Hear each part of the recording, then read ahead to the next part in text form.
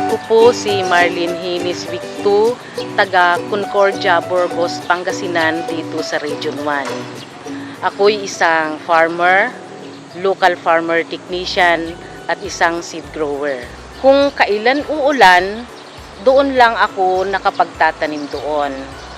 At mahirap itong i-manage.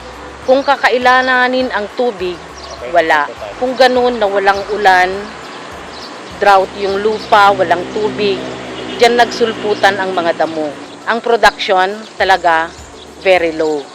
Noong dumating ang Cure project na ito through PhilRice, ako'y nagpapasalamat kasi tumaas ang aking ani. Umabot siya ng 46 sacks at 40 kilos yun.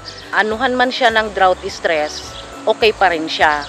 At yung tanim, yung rice na yon, mas mataas siya kaysa sa dating palay na itinatanim ko doon. Through Cure Team, Cure Project, ako'y nagpapasalamat at nasubukan ko at napatunayan ko na dahil sa binhi na yon at sa itinuro nilang tamang pamamahala, nag-improve po ang aking harvest, nadagdagan ang aking kita.